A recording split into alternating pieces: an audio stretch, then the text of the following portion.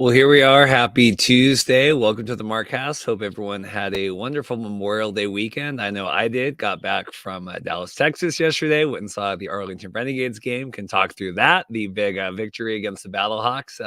Not a lot of caca there in Arlington. I thought that was a good one. The Professor Andrew Murray is going to be a couple of minutes late, and then we're going to hop off here right at 6. I'm going to go see Furiosa tonight. Going to go do that. But we have a lot to get to today. We actually have a lot of breaking news to get to here. Coming up, we have the Tank Bowl updates. We have coaching changes in Birmingham. Lots of stuff to get to here. Philip's checking in. I saw Philip put his name in for the giveaway here. We will get to that. Yes, Chris checking in here. Chris will go back and rewatch an episode 7-8 times, I think, and just comment new interesting thoughts every single time. So I would like to meet Chris at some point someday. I don't know if the avatar, if that is Chris or not, but that would be interesting. Let's get to a little bit, like I said, Andy will be coming late here, but first and foremost, let me get my thing shared here. I want to make sure everybody knows, obviously, the episode, I did a little doo-doo over the weekend because of the Memorial Day weekend, and we're kind of previewing the playoffs, and they're not here yet, and we're not talking, we're not talking expansion, we're talking football. And as much as people think they want to talk football out here, you talk with Emery Hunt for 40 minutes, and it's like the algorithm just doesn't care. But we are still doing our giveaway, so you have until Thursday night when I record the intro and outros for Friday's episode to get involved. So go to Friday's episode if you haven't watched it yet, the UFL playoffs preview show. We have all these jerseys to give away. These are all courtesy Royal Retros, Jordan Teamu, Battlehawks jersey, Brandon Silvers, Seattle Dragons jersey, Cavante Turpin here with the Generals, and then PJ Walker with the old school now Houston Roughnecks. And then don't forget, we said we have the 2 tickets to the championship game. So you got to go back on that video. You need to comment which ones you want. Comment, if you want the Tiamu one, if you want the Cavante Turpin one, whatever. Oh, I see Andy's here. Let me just get through this. We'll bring on Andy. We're breaking news. But we're going to get through. Anyway, so comment. So like if you want all 5, you'd have 5 comments, whatever, but kind of help. Let's get that video up. I want to get at least over 1,000 views here, just because, like I said, doo-doo talking real football in here. Andy and I might not talk real football on Friday's episode. We'll get to that as well. But anyway, so get on this. But comment. I was just surprised. I posted on Twitter today. Not a lot of people, people had done it, but I'm like, I'm going to mail out. These are 4 brand new jerseys here. And then we got the 2 tickets to the championship game. I might try to see if I can screen record that and pick and figure out how I'm going to do all that and kind of figure that out with the giveaway. But anyway, so make sure you do that. Andy, we have a ton of stuff to get to today. When do we not, honestly, but in this regard, yes, we do. How are you doing, man? I'm good. So like I said, so you got home quick. That was good. Christina's checking in here. Christina's a member. Remember, you can be a member. Join the channel, 99 cents a month. You can get all that. Maybe in the future, we'll do like a special raffle and kind of do all that stuff. But yeah, we have we have the Anthony Blevins news we'll talk about. We have the Tank Bowl updates we'll talk about. Real quick, just a preview for Friday's episode. I think Andy and I are going to do the article came out. Daryl Johnston here with the with Michigan newspaper, I think, talking about the UFL attendance and kind of blaming the UFL for the UFL. Andy has a game plan here. We're going to put together a survival guide for UFL next season. Anything you want to tag, and we maybe talk about it at the end. Anything, because this will be good. And then we got plenty of CFL stuff. I got Ryan Ballantyne coming on. We're going to talk Calgary Stampeders and get a couple more CFL guests as well. What do you think there, Andy? I am so excited. I really am. I love that we are starting to get closer to the CFL season, but for the blueprint, I mean, it's just kind of a nice tail end to what we've experienced these last 9 weeks, and now going into week 10. I kind of just get really giddy talking about this stuff all the time. So the fact that we have this really smooth transition going on is really nice. Yeah, so this is good because we're already kind of talking about next season, all of that. And for branding purposes, yeah, it'll be I think it'll be the survival guide. The blueprint's been trademarked by Todd Merkhouse, whatever thing there is. My internet is starting to die. Hopefully, so weird here. I'm sitting on my deck. But anyway, so we'll do all that stuff. We'll get to that. First and foremost, let's talk. This just came out.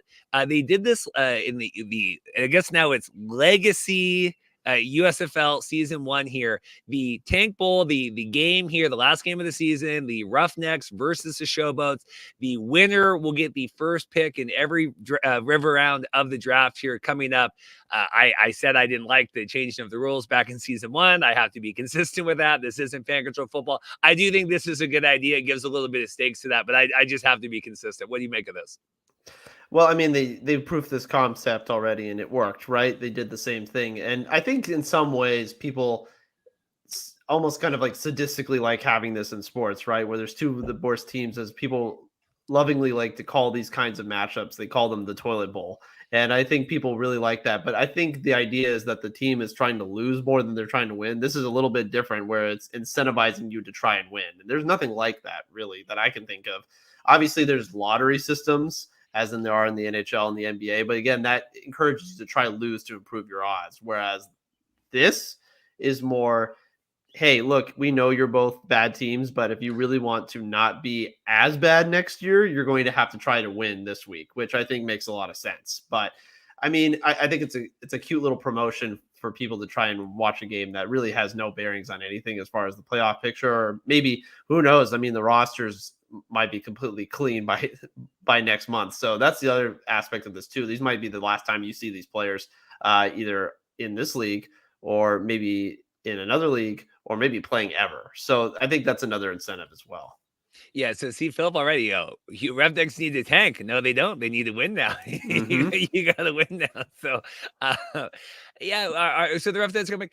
I don't read too much into that kind of stuff. Like, oh, does that mean that the Showboats are going to be here next year? Like, I don't. Do you? Am I wrong in that? I don't read like it's like every day is a new it's like you're the guy in Memento. Like every day is a new day, and then like later on, if you do something that affects whatever, like we'll figure it out at that point. But I do not read into that like, well, this confirms the Showboats are back, right? Which he did talk about in the article. We'll get more into that on Friday, that they would like to keep the markets. The current plan is to keep the 8 markets, but like this, I would not read this as confirmation. I would say this more as like causation versus correlation, or however that saying works. I think this goes in line with that, but I wouldn't say that that confirms it.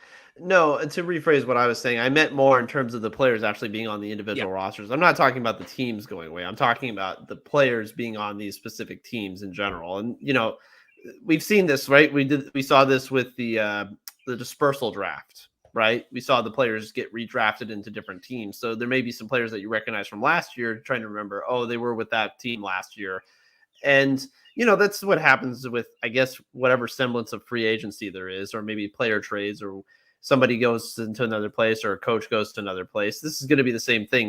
This might be the last time you really get to see these guys in heavy duty action for a while, because if they make a playoff, or excuse me, if they make an NFL roster, for example, who knows what their impact's going to be? They might just be on a practice squad. So for you, if you're a fan of one of these players or one of the combinations of these rosters, if you want to see somebody really bad, I think this is the last chance maybe to see them for a while or ever. So to me, that's kind of how I like to pitch it too. And I'm not saying like these guys are never going to have a career after this. That's not what I'm saying.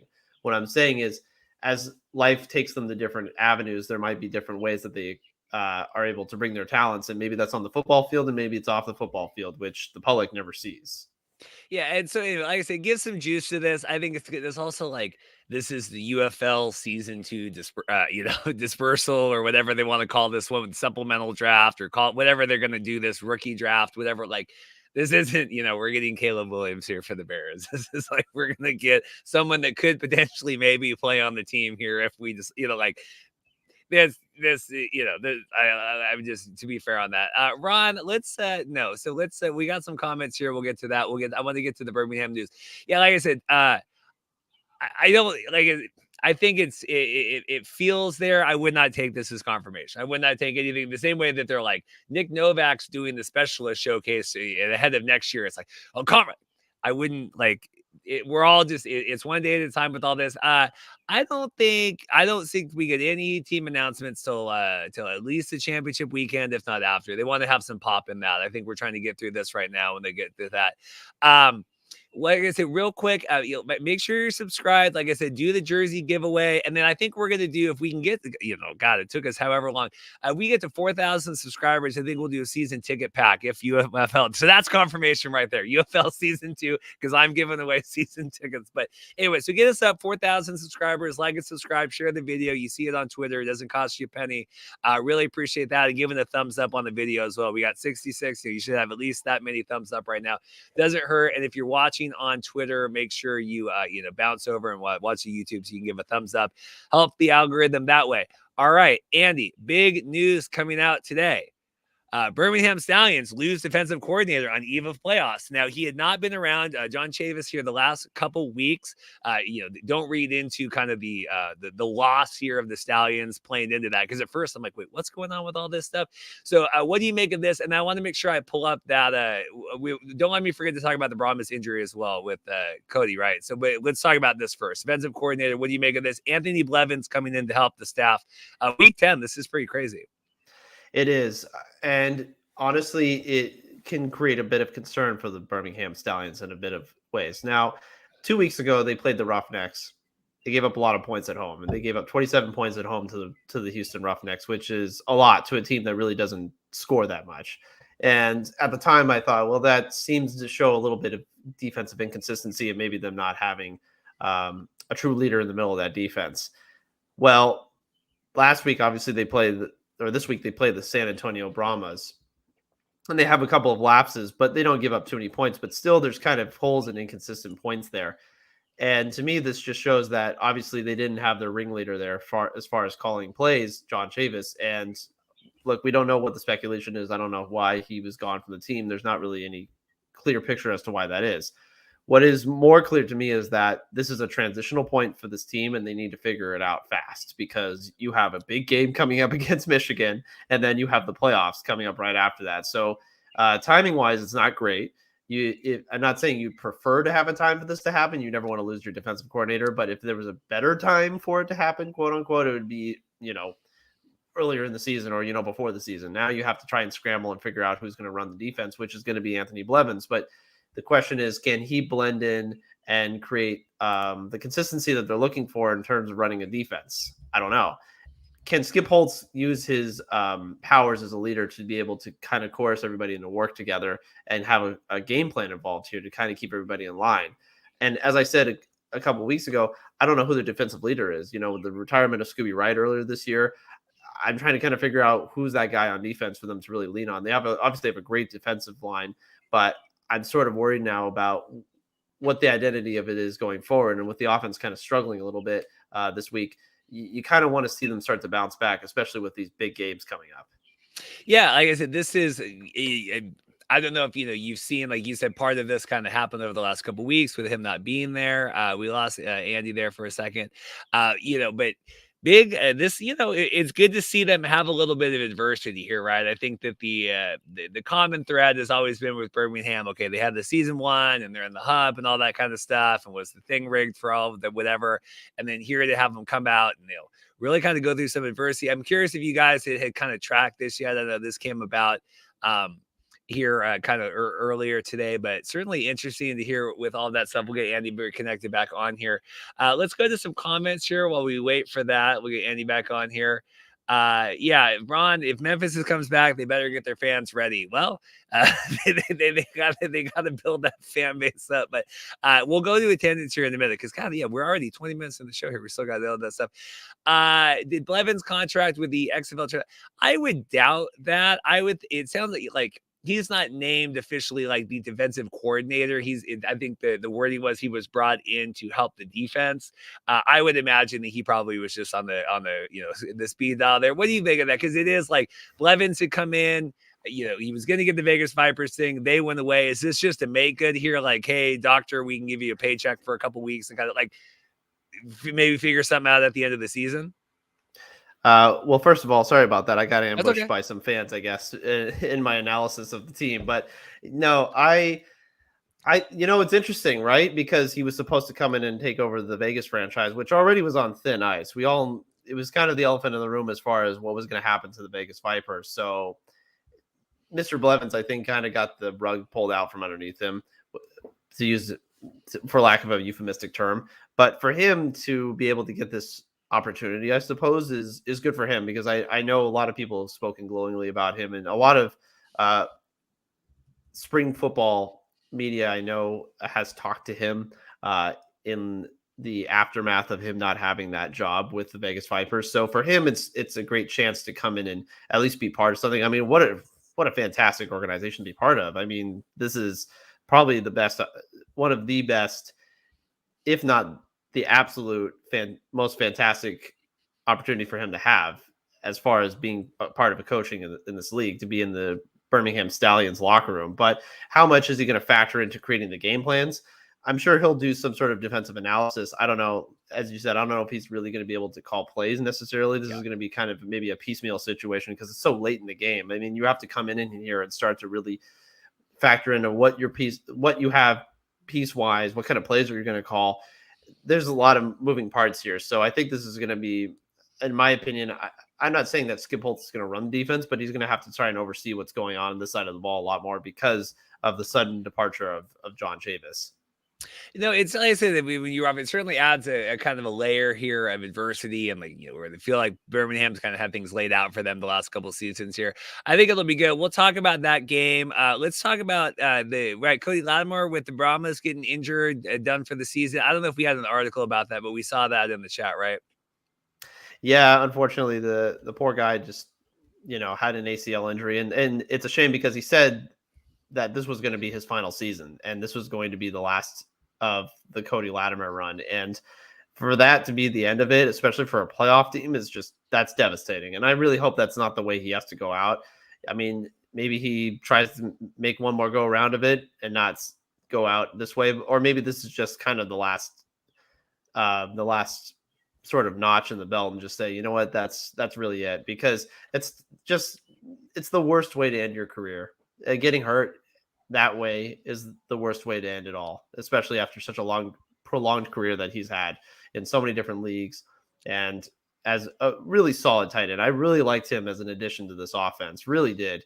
I just thought he brought a new element in their passing game that they were lacking, obviously, last year as the Brahmas. And I thought he was horribly underutilized with the Orlando Guardians last year. For this to happen, especially for a veteran leader like this, really just, it sucks. My heart goes out to him. And for me, I hope this is not the last that we see of Mr. Latimer, but I fear that it is. In terms of here, like the week 10s, right? Brahmas Battlehawks playing for home field advantage, big game. And then obviously the playoff game with that. We'll talk a little bit more like game planning for that. But how much does this hurt the Brahmas offense here? Because they're really going to need everything they have here against the Battlehawks. I mean, that's the thing. It's going to really hurt their ability to attack the seams. I do think it hurts their vertical passing attack. Obviously, you had Chase Garbers coming back into the fold, and he looked a bit rusty, to say the least. It was coming off that wrist injury.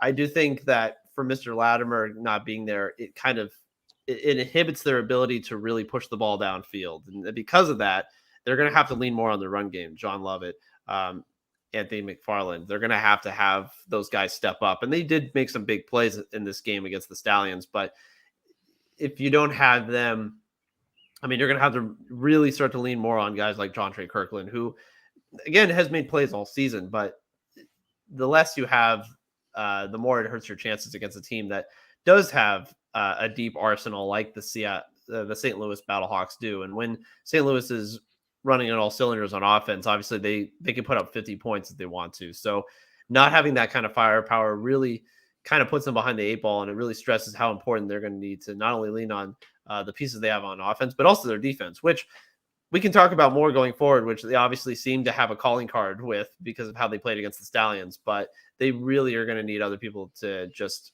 continue to step up. I know that's cliche, but it's unfortunate because that means that they're not really equipped to get into a shootout. They really are not. They're going to have to make it a low scoring game if they're going to win against the Battlehawks.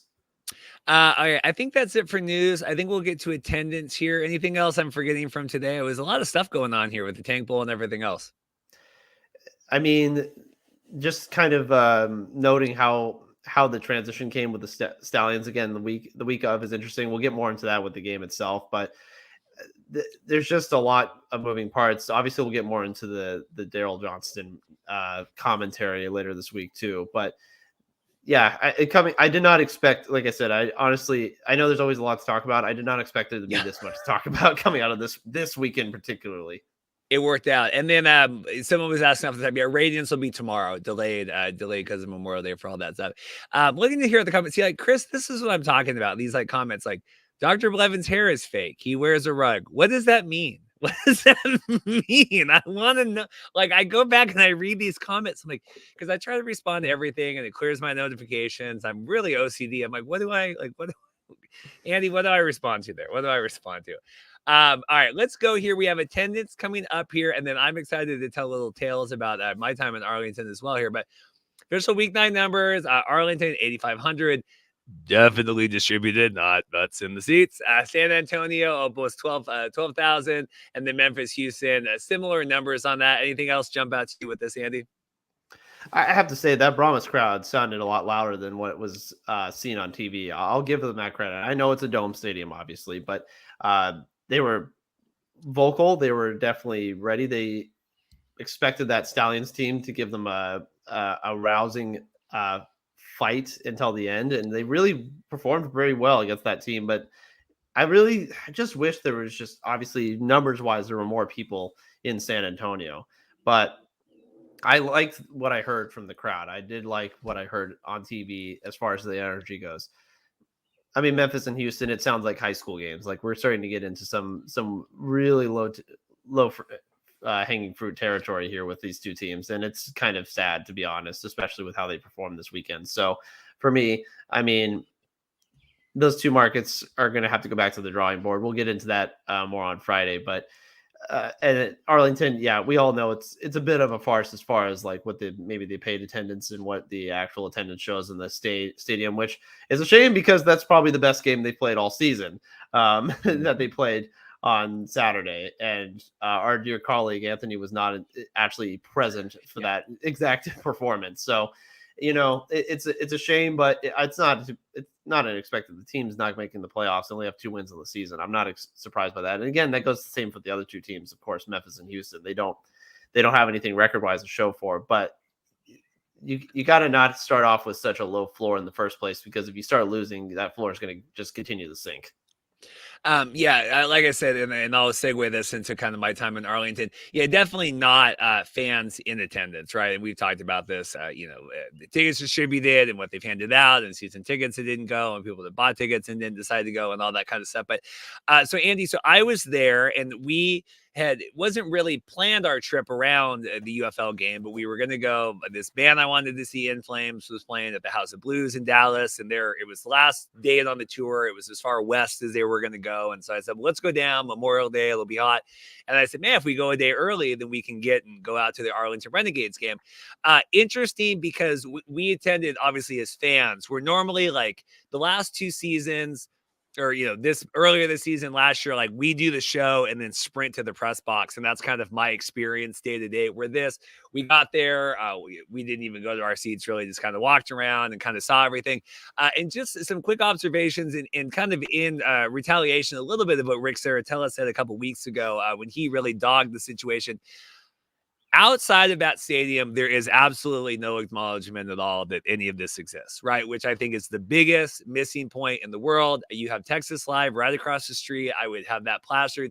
They did not even have the Brahmas game on until about halfway through the first quarter. So I watched the game. I didn't hear how good the crowd was. I saw the game, but it was on, they've got like a million different games on there, but they didn't even have the game on at Texas Live, the Brahmas game. And God, I bet you, depending on the time that the Rangers game started, because we were obviously at the Arlington game, I don't even know if that game was on the screen, which is like, there needs to be some synergy there. You have people there. You have a lot of tourists coming in there.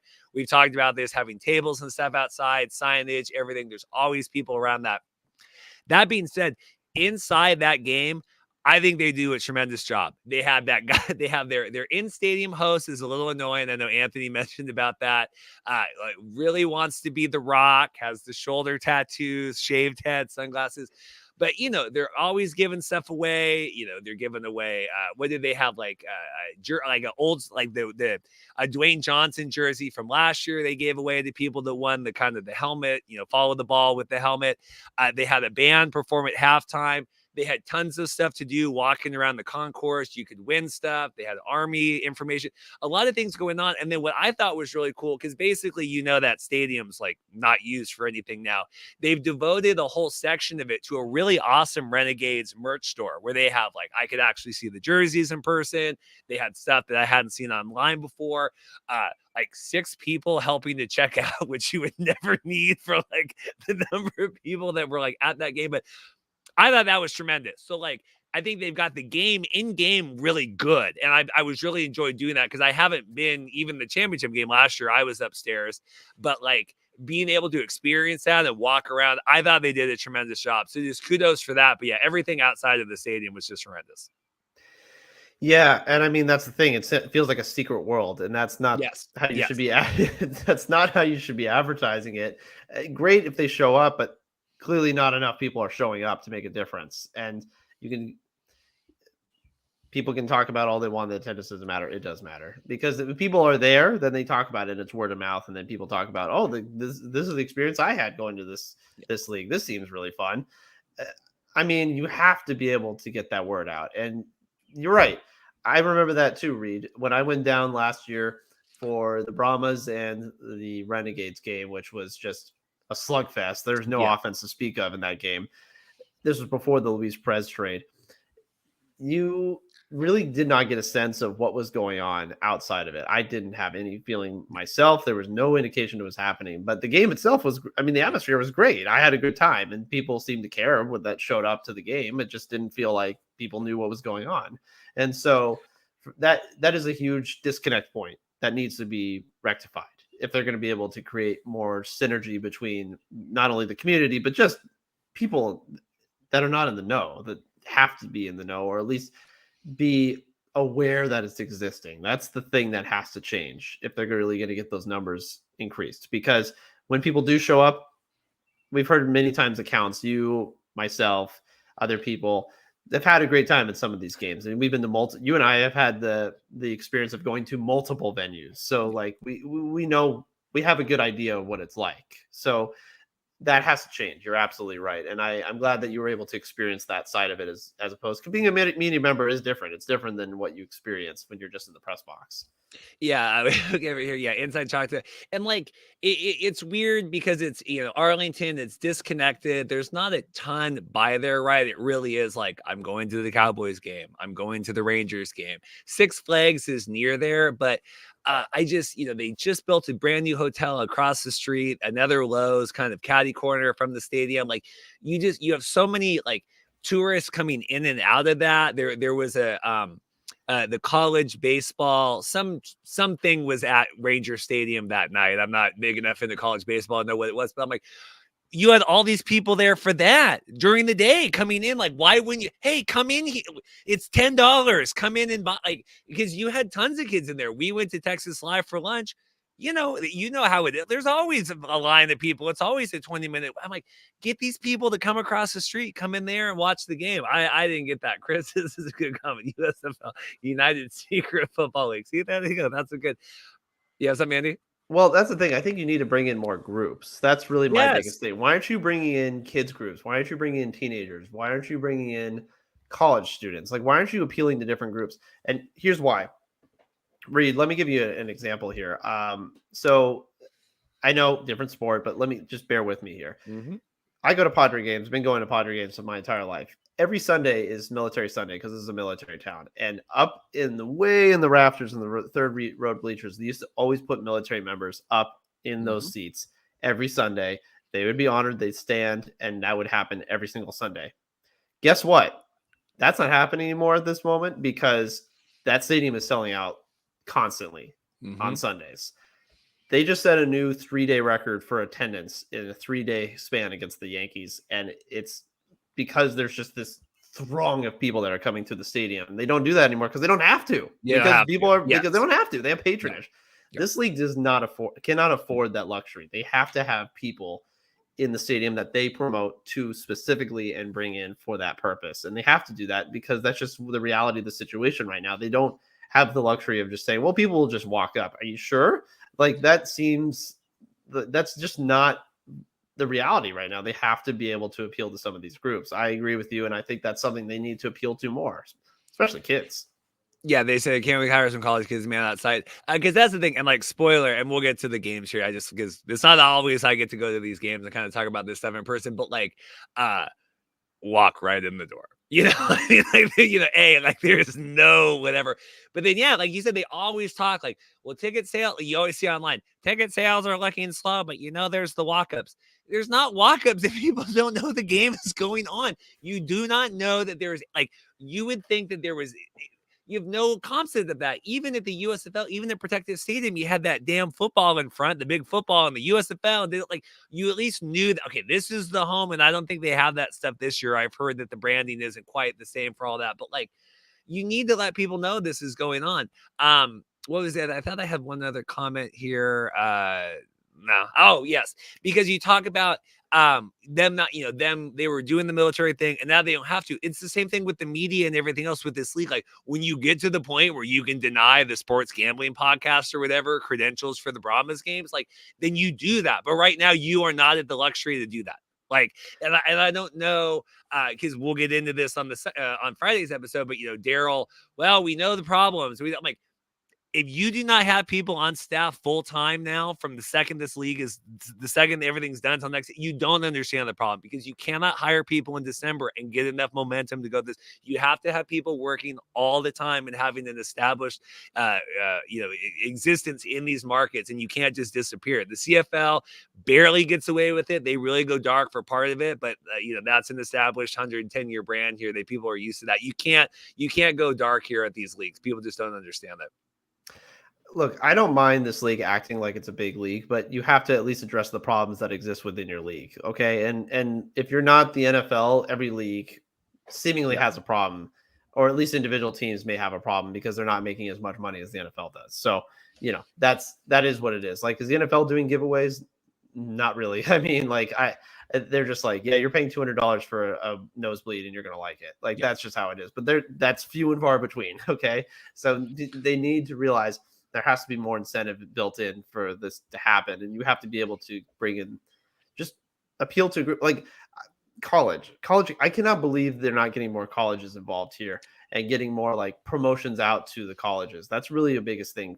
One of the biggest things for me. I remember there being college nights when I was going to Padre games in 2011, 2012, because the team wasn't that good, but they were like, well, we got to get people out here somehow. So let's sell like, a section where like college kids are going to go sit up in the rafters and have cheaper tickets for them. Okay, cool. Awesome. They can do that. They don't have to anymore, but that was the thing that they did. And that's something that I wish that these teams did more of, to be honest, because I think it's an untapped market. Like, they're not going to spend a bunch of money. I get it. They're college kids, but at least like give them something fun to do and give them like a promotion, give them entertainment, give them something that they could do in the town. Like, I think that's a really big thing that they have to start looking at. And then the last question here, and I want to talk about the Arlington game. Like, how was concessions? Because Rick was complaining. Like, that stadium set, right? I mean, you can't control that. I was a little hungover. I had a bottle of water, so I had a bottle of water and a Diet Coke. So I was like, but they got options there. They got mac and cheese, and they've got Mexican. I mean, like that. Yeah, Rick. I mean. Rick really was crazy about all that stuff. All right, so let's get into this because I think we'll do a little bit more on the Brahmas, the Stallions, and then the one that I saw then the Sunday affair. But this Arlington Renegades Battlehawks game, I told Dorothy this game could have been total ass, and it was actually really, really, really good. What the heck happened here? Anthony missed a classic. What he missed was the Arlington Renegades exposing a lot of problems on the Battlehawks defense, because they had not a lot of answers for this team. And I think the Arlington Renegades honestly could have scored more points, if not for drops, if not for certain miscues. But look, I'll say it again. Luis Perez is not the problem with the Arlington Renegades. He has been making some absolutely pinpoint passes this entire season, and it showed up again. He has been really, really good this year. In fact, I think this is his best year ever as a pro. I'm just going to say right now, this is his best year as a pro. Better than the Jousters Statistically, isn't it? Isn't Pat tracking it? I statistically. mean, physically it is. But even so, even just not even just statistically, I'm watching him. He's in full command of the offense. He knows what he's looking for. He knows the checks. He knows what he has to look for. His damn team just has had the worst luck in closing out games. They've lost by three walk-off field goals. Like, that's horrendous luck to have as a team. But this to me shows more that the Battlehawks have a lot of problems on defense, and they need to start addressing them. They looked lost. They looked completely lost on Saturday. As far as their offense goes, I'm not surprised that it went south. Manny Wilkins, I mean, he's a runner. He's not much of a command. He's not going to be able to command a comeback like AJ McCarron is. I know he did one against DC. That was great. But the way that it was going, clearly things were just starting to break down offensively. He was starting to miss throws. He definitely overthrew his receivers, and he lost it in the fourth quarter. But again, I think this offense they need their general back. They got to get AJ McCarron back if they're going to be fully operational. But this defense also has to play better. And it shows me that, again, their defense has been very opportunistic. They don't get turnovers. They're not winning many battles because they just don't really have, outside of their edge rushers, man to man, they get kind of beat up, especially in the secondary. And I don't think that bodes well for them going forward. They have to figure that out, or they just have to be able to generate more turnovers. And they absolutely could not. Arlington just did what they wanted.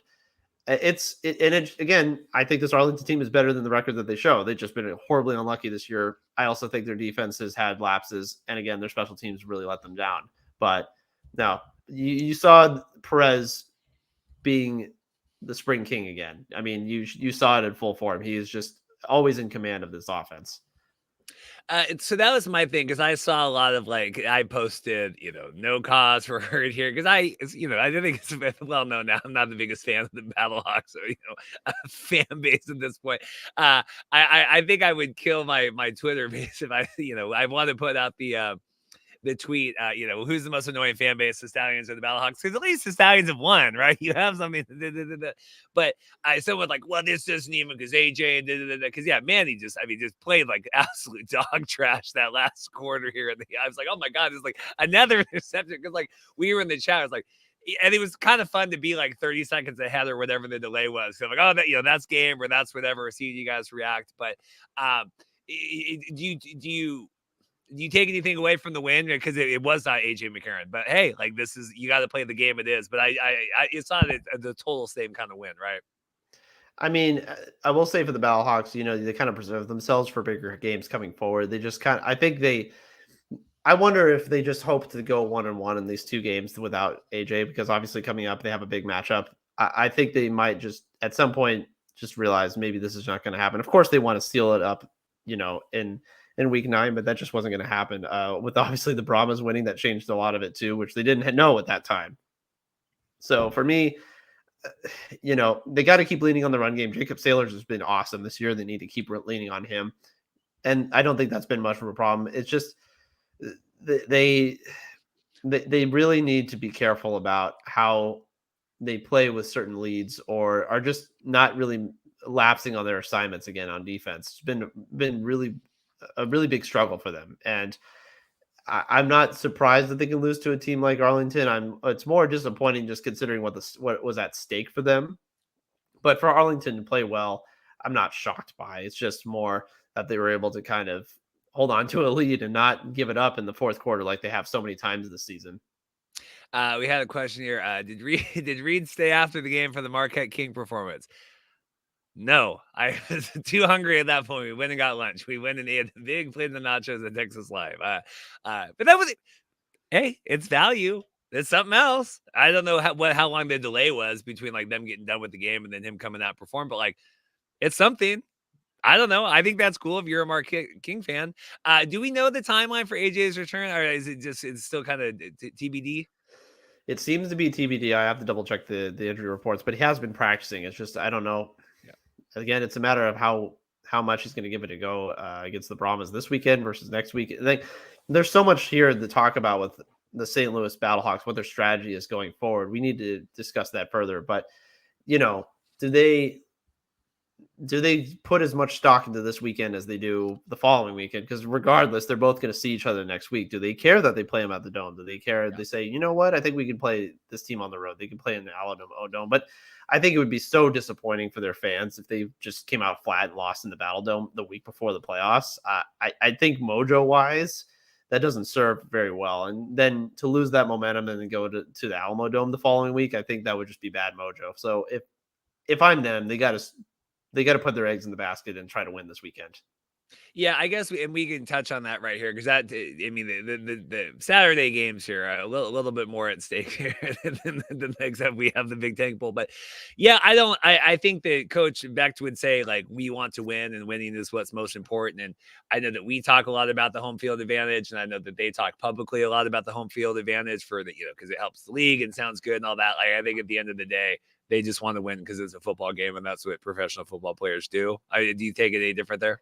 I think so too. But also, like, how much are you trying to show too? How many Yeah. offensive play sets is Bruce Grabkowski going to show the Brahmas this week? Especially, I mean, these just watched what they did against the Stallions. Clearly, this defense has improved significantly, and they can take the tendencies of the team and use it against them. And how much do you really want to show this Brahmas team? If you're going to play them back-to-back weeks, at home, are they going to come out with a better defensive game plan the second game? That's really the tricky part here. The same thing goes for the Stallions Michigan Panthers game. It's like, how much are you willing to show here?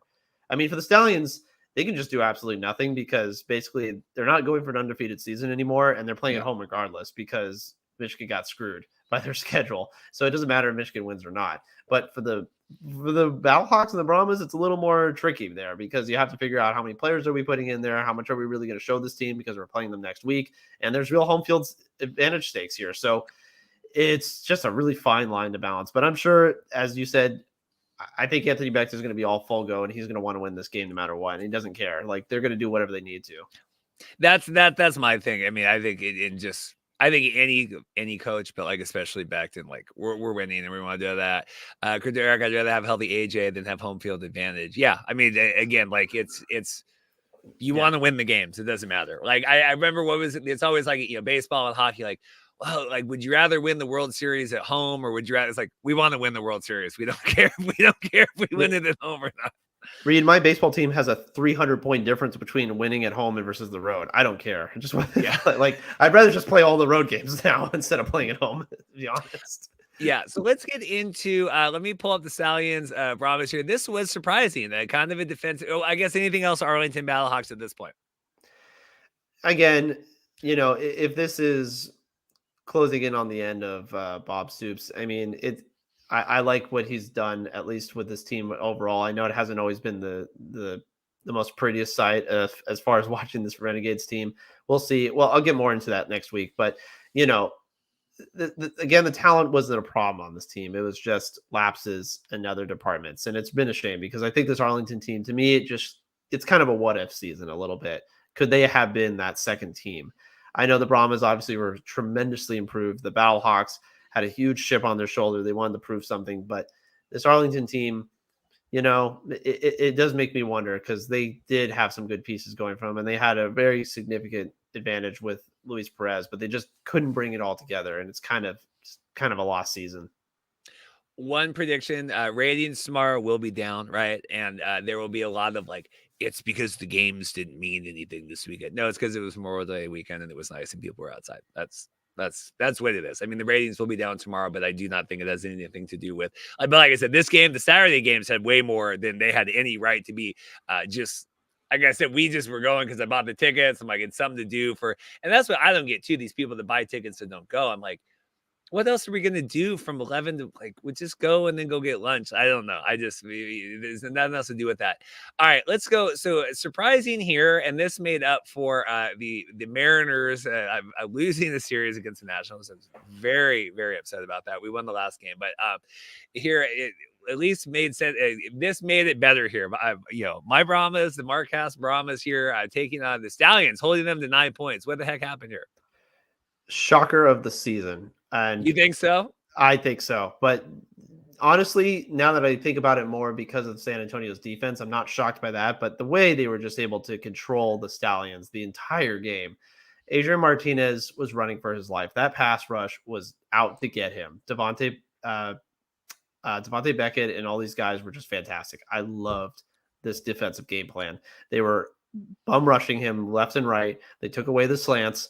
They could not run the ball. The Stallions could not run the ball with any semblance of consistency. They really just they were basically telling Adrian to win it for him, and he threw that pick at the end. But really, I don't think he had much of a choice because this team was just completely overwhelmed by this Brahmas team. And there were also a couple of miscues as far as some of the passing routes go. They're still figuring out some things there with the Stallions, but what a defensive game plan. And for the offense, I mean, they did just enough.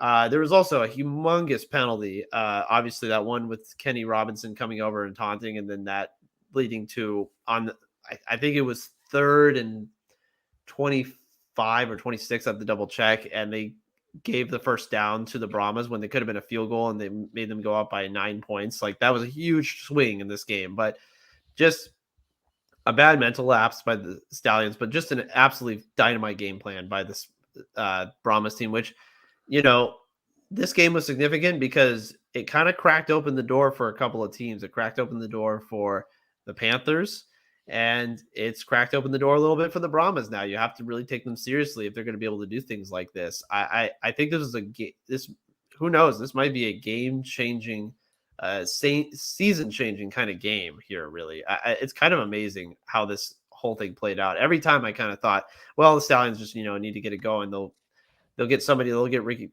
they'll get Pearson going, or they're going to get Marable or somebody going to get going here, or, Martinez will around. I was like, no, nobody did. And they just never could figure it out on offense. And that's a huge testament to the San Antonio Brahmas team.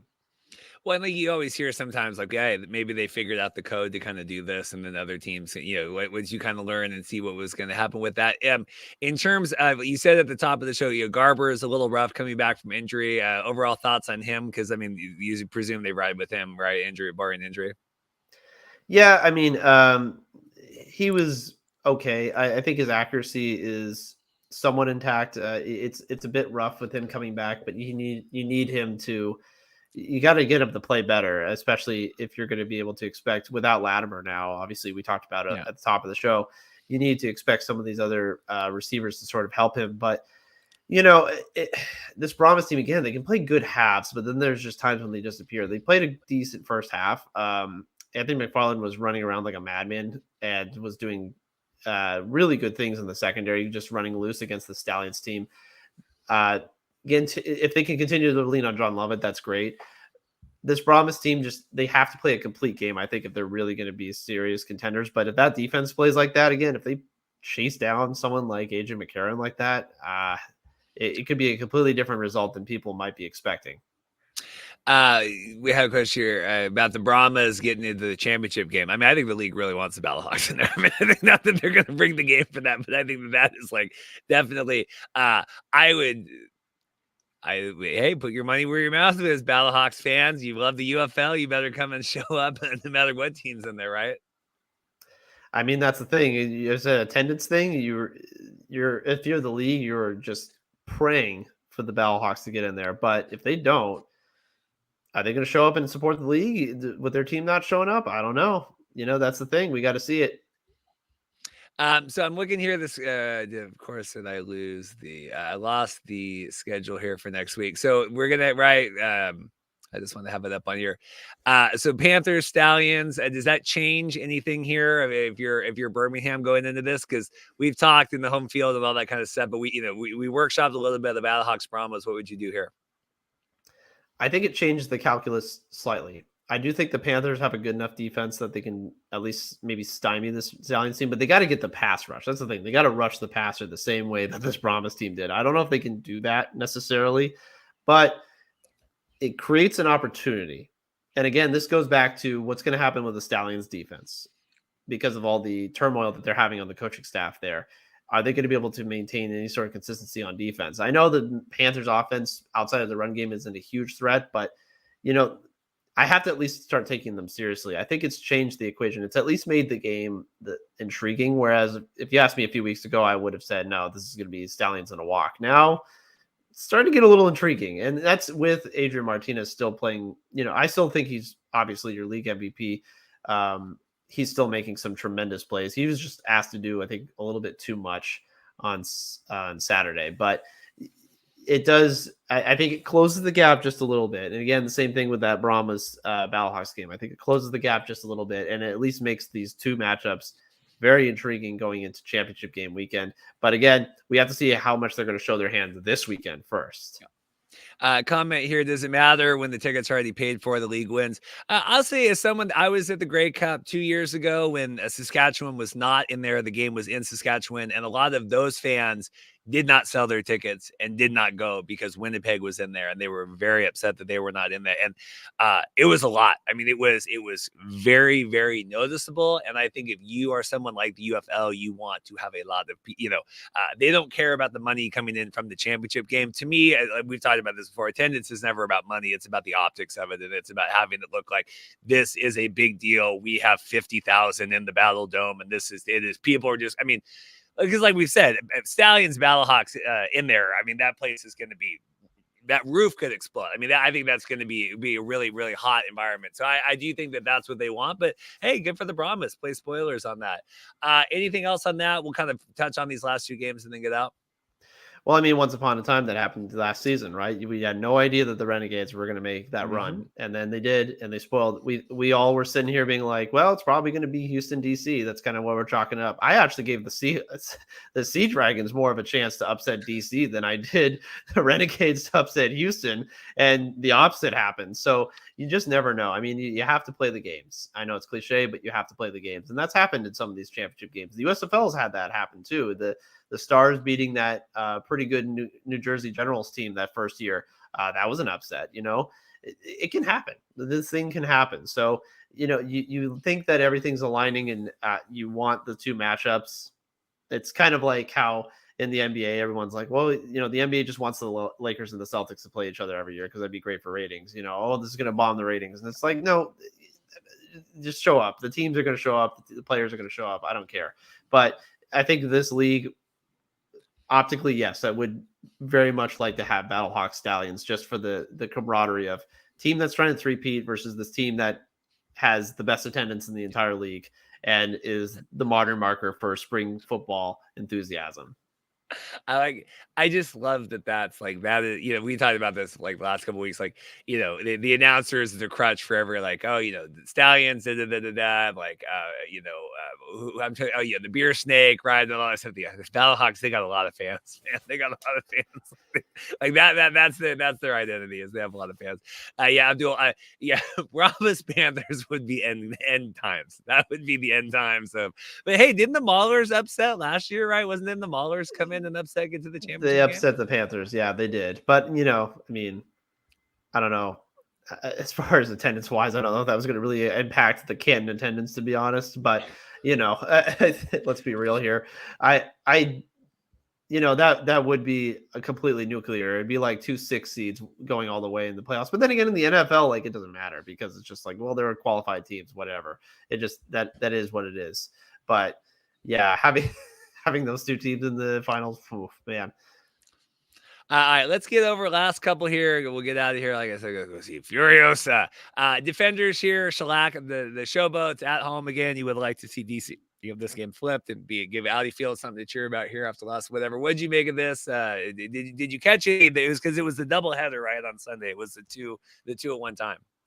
Yeah, I did, and look. I don't know. Memphis, they can just keep throwing things at the wall. I mean, Case Cook is train, obviously, has been derailed this season.